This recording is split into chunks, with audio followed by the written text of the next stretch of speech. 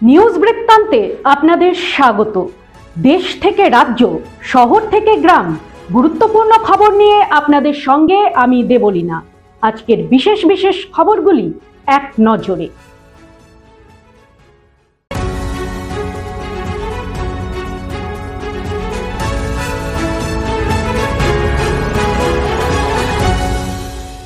সারাদিনের নিউজ বৃত্তান্ত নিবেদন করছেন প্রিন্ট জুয়েলার্স, সোনা যা সর্বক্ষণে। Agnishwar jewellers, NS road, Raiganj. Shri Dhaka jewellers, Gitanjali cinema হলের বিপরীতে। রাজ্যের প্রাক্তন কারামন্ত্রী বিশ্বনাথ চৌধুরী প্রয়াত। দীর্ঘদিন ধরে ক্যান্সারে আক্রান্ত ছিলেন তিনি। চিকিৎসা চলছিল এসএসকেএম হাসপাতালে। শনিবার সকাল 6:45 নাগাদ সেখানেই শেষ নিঃশ্বাস ত্যাগ করেন বিশ্বনাথ বাবু। বয়স হয়েছিল 83 বছর। তার মৃত্যুতে শোক প্রকাশ করেছেন মুখ্যমন্ত্রী মমতা বন্দ্যোপাধ্যায়। তার স্মৃতির প্রতি শ্রদ্ধা জানিয়ে শনিবার রাজ্যের সমস্ত সরকারি দপ্তরে অর্ধদিবস ছুটির ঘোষণা করা হয়। গত সপ্তাহেই বিশ্বনাথ চৌধুরীর অসুস্থতার খবর পেয়েছিলেন মুখ্যমন্ত্রী। তিনি নিজে এসএসকেএম এর সুপারের সঙ্গে যোগাযোগ করেছিলেন বলে খবর। 16 জুলাই এসএসকেএম এ ভর্তি করানো হয় প্রাক্তন মন্ত্রীকে। সেখানেই শনিবার সকালে মৃত্যু হয়েছে তার। মৃত্যুতে শোক প্রকাশ করে এক্স হ্যান্ডেলের পোস্ট করেছেন মুখ্যমন্ত্রী। বিধানসভায় প্রাক্তন মন্ত্রীকে শেষ শ্রদ্ধা জানান স্পিকার বিমান বন্দ্যোপাধ্যায় সহ অন্যান্যরা। যদিও ক্যালেন্ডার অনুযায়ী চলছে শ্রাবণ মাস, কিন্তু অনুভূতি যেন তপ্ত বৈশাখের। বৃষ্টি তো নেই, সঙ্গে চাঁদি ফাটা রোদ্দুর, তার উপরে আর্দ্রতা বেশি হওয়ায় গরমের অস্বস্তি যেন আরও দ্বিগুণ। এই অবস্থাতে সবচেয়ে বেশি অসুবিধা দেখা দিয়েছে শহর তথা জেলার প্রাথমিক বিদ্যালয়ের পড়ুয়াদের। তীব্র এই গরমে দীর্ঘক্ষণ ক্লাসে থাকতে নাজেহাল ক্ষুদে শিক্ষার্থীরা। তার উপরে লোডশেডিং চললে অস্বস্তি চরমে উঠছে তাদের। এরই মাঝে বাচ্চাদের গরমে অসুস্থ হয়ে যাওয়ার খবর পাওয়া যাচ্ছে জেলা জুড়ে। শুধু স্কুলে থাকাই নয়, আসা যাওয়ার ক্ষেত্রেও প্রখর রৌদ্র ভোগ করতে হচ্ছে তাদের। কাজে এই অবস্থা থেকে পড়ুয়াদের সাময়িক মুক্তি দিতে অন্তত কয়েকদিনের জন্য সকালে স্কুলের দাবি তুলছেন শিক্ষকেরা। তাদের কথায় দক্ষিণবঙ্গের সঙ্গে উত্তরবঙ্গের আবহাওয়ার যথেষ্ট পার্থক্য রয়েছে। তাছাড়া এবছর বৃষ্টির পরিমাণও কম, যার ফলে এই শ্রাবণেও চলছে গরমের তীব্র দাবদাহ।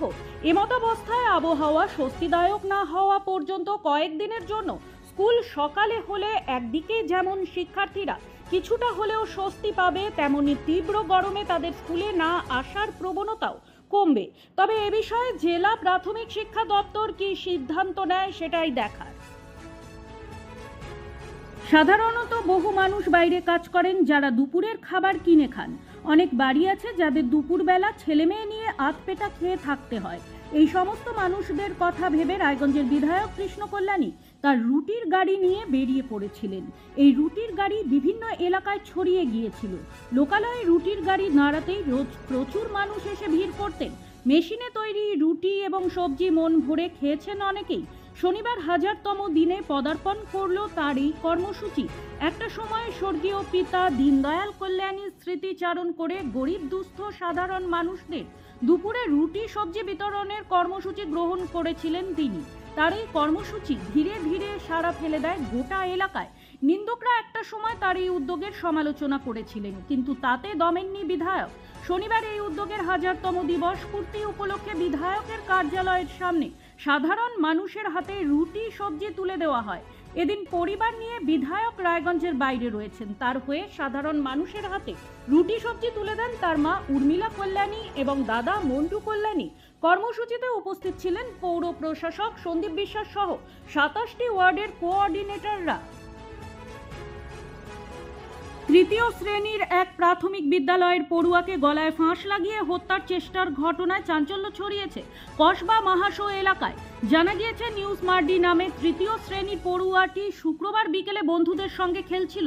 সেখান থেকে হঠাৎ করে নিখোঁজ হয়ে যায় সে। রাতে বাড়ি না ফিরলে পরিবারের লোক চিন্তিত হয়ে পড়ে। শনিবার সকালে বাচ্চাটিকে খোঁজাখুঁজি করলে জানা যায় বাচ্চাটি স্থানীয় এক পাট ক্ষেতের মধ্যে পড়ে রয়েছে। তড়িঘড়ি তাকে উদ্ধার করে হেমতাবাদ হাসপাতালে নিয়ে এলে চিকিৎসক তাকে রায়গঞ্জ গভর্নমেন্ট মেডিকেল কলেজ এবং হাসপাতালে স্থানান্তর করে। স্থানীয় সূত্রের খবর, কসবা মাহাশো এলাকায় ফার্মাসি কলেজের একটি বহুতল নির্মাণ হচ্ছে, যেখানে কয়েকজন ভান্ডারী রান্না করেন। তাদের মধ্যে থেকে দিলীপ রায় নামে একজন বাচ্চাটিকে প্রথমে গালে চড় মারেন এবং পরবর্তীতে গলায় গামছা দিয়ে ফাঁস লাগান। সেই ভান্ডারী যখন দেখতে পায় বাচ্চাটি অচৈতন্য হয়ে গেছে, তখন কোনোভাবে সেই বহুতলের প্রাচীরের পাশে তাকে ফেলে দেয়। সেখান থেকে বাচ্চাটি কোনোভাবে পালিয়ে গিয়ে পাটক্ষেতের মধ্যে আশ্রয় নেয়। পরে পুলিশ এবং স্থানীয়রা তাকে উদ্ধার করে হেমতাবাদ স্বাস্থ্য কেন্দ্রে ভর্তি করে। এই ঘটনায় রীতিমতো চাঞ্চল্য ছড়িয়েছে এলাকায়। কেন বাচ্চাটিকে মারা হলো তার তদন্ত শুরু করেছে পুলিশ। দিনের পর দিন বেড়েই চলেছে চুরির ঘটনা। ফাঁকা বাড়ি পেলেই হাত সাফাই করে পালিয়ে যাচ্ছে চোরের দল। বিগত এক বছরে এমন চুরির ঘটনা প্রতিনিয়ত ঘটে চলেছে শহর শিলিগুড়ি ও সংলগ্ন এলাকায়। পুলিশ এমন ঘটনায় একাধিক অপরাধীকে শ্রীঘরে ঢোকাতে পারলেও কমেনি চুরির গতি। শনিবার সকালে দেখা যায় বাড়ি ফাঁকা থাকার সুযোগ নিয়ে পুরসভার 20 নম্বর ওয়ার্ডে সুভাষপল্লী নেতাজি রোডে ঘরের দরজা ভেঙে টিভি থেকে শুরু করে পাম্প, বৈদ্যুতিক তার সহ সমস্ত কিছুই চুরি করে নিয়ে গেছে চোরের দল। জানা গেছে বাড়ির মালকিন কল্যাণী চক্রবর্তী অসুস্থতার জন্য বেশ কয়েকদিন যাবৎ শিব মন্দিরে তার জামাইয়ের বাড়িতে থাকতেন। সেই কারণে তাদের বাড়ি এক প্রকার ফাঁকাই ছিল। আর তার সুযোগ নিয়ে শুক্রবার রাতে এমন চুরির ঘটনা ঘটায় চোরের দল। ঘটনার পরপরই শিলিগুড়ি থানায় লিখিত অভিযোগ দায়ের করা হয়েছে। ঘটনার তদন্ত শুরু করেছে পুলিশ। ফাঁসিদেওয়া ব্লকের বিধাননগরে 31 নম্বর জাতীয় সড়কের ওপর ট্রেলারের চাকায় পিষ্ট হয়ে মৃত্যু এক বাইক আরোহীর। এই ঘটনায় ব্যাপক চাঞ্চল্য ছড়ায় গোটা এলাকায়। জানা গিয়েছে, এদিন একটি বাইকে ওই বাইক আরোহী বিধাননগর থেকে জগন্নাথপুরের দিকে যাচ্ছিলেন। ঠিক সেই সময় ঘোষপুকুরের দিক থেকে আসা একটি ট্রেলার ধাক্কা মারে বাইকটিকে এবং ট্রেলারের চাকায় পিষ্ট হয়ে ঘটনাস্থলেই মৃত্যু হয় ওই বাইক আরোহীর। এই দেখে তড়িঘড়ি স্থানীয়রা খবর দেয় পুলিশকে। খবর পেয়ে ঘটনাস্থলে ছুটে যায় বিধাননগর থানার পুলিশ। এরপর পুলিশ মৃতদেহটি উদ্ধার করে ময়নাতদন্তের জন্য উত্তরবঙ্গ মেডিকেল কলেজ ও হাসপাতালে পাঠায়। ইতিমধ্যে ঘাতক ট্রেলারটিকে আটক করেছে বিধাননগর থানার পুলিশ। প্রতিদিনের প্রতি মুহূর্তের খবরের আপডেট পেতে চোখ রাখুন নিউজ বৃত্তান্তের ফেসবুক পেজে। সাবস্ক্রাইব করুন নিউজ বৃত্তান্ত ইউটিউব চ্যানেলকে।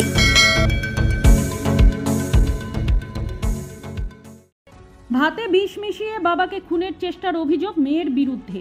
বিষ মেশানো ভাত নিয়ে থানায় হাজির বাবা। বাবার সম্পত্তি আত্মসাৎ করতে এই চক্রান্ত করেছে 4 মেয়ে ও 1 জামাই বলে অভিযোগ বাবার। শনিবার এমন ঘটনায় চাঞ্চল্য ছড়িয়ে পড়ে ইটাহারের মণিহারি গ্রামে। ন্যায্য বিচারের দাবিতে ইটাহার থানায় 5 জনের বিরুদ্ধে লিখিত অভিযোগ জানিয়েছেন মণিহারি গ্রামের বাসিন্দা বছর 75-এর পশির উদ্দিন শেখ। স্ত্রী বহু বছর আগে মারা গেছেন, ফলে টিনের চালার বাড়িতে একাই থাকেন বৃদ্ধ। তার নামে আছে 3 বিঘা জমি ও বসত ভিটা। এই জমি আত্মসাৎ করার চক্রান্ত চালাচ্ছে বৃদ্ধের 4 মেয়ে ও 1 জামাই বলে অভিযোগ। বাবার সম্পত্তি আত্মসাৎ করতে এর আগেও একাধিকবার বাবাকে খুনের হুমকি সহ মারধর এবং টাকা পয়সাও লুটপাট করেছে তারা।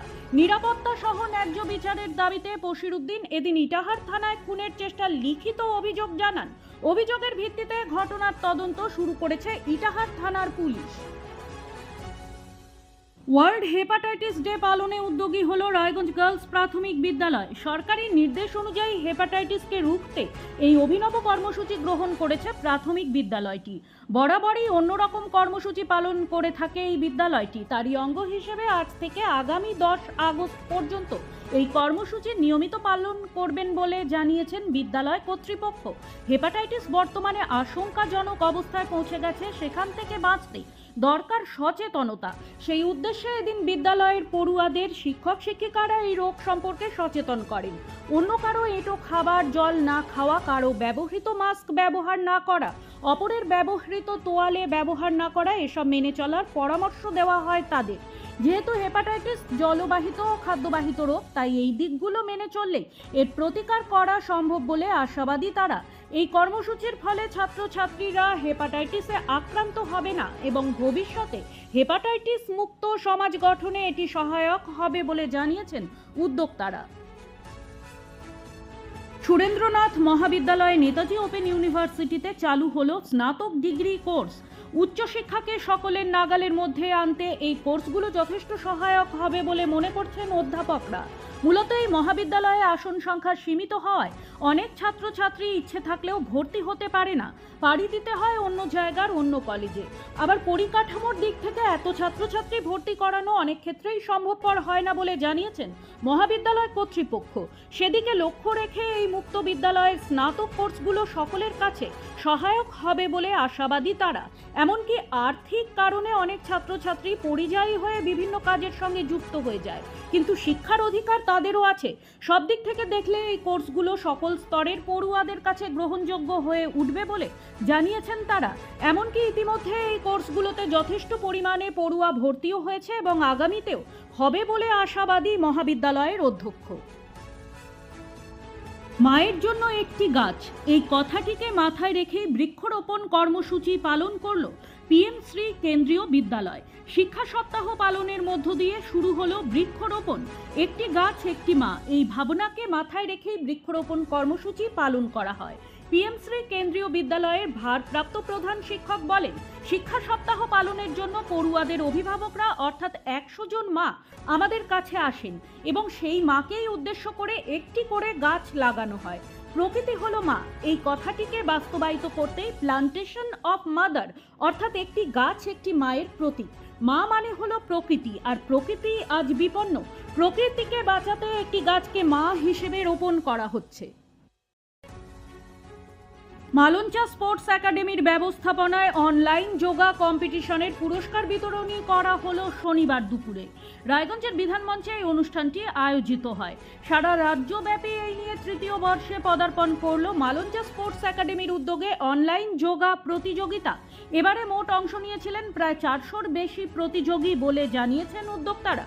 তার মধ্যে থেকে স্থানাধিকারীদের পুরস্কৃত করা হয় এদিনের মঞ্চে। এছাড়াও ছিল মনোজ্ঞ সাংস্কৃতিক অনুষ্ঠান।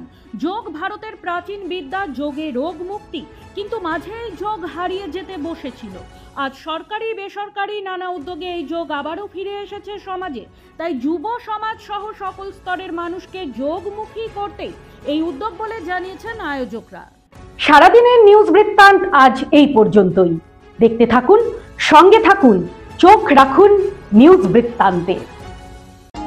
নিউজ বৃত্তান্ত, হলুদ নয়, স্বচ্ছ।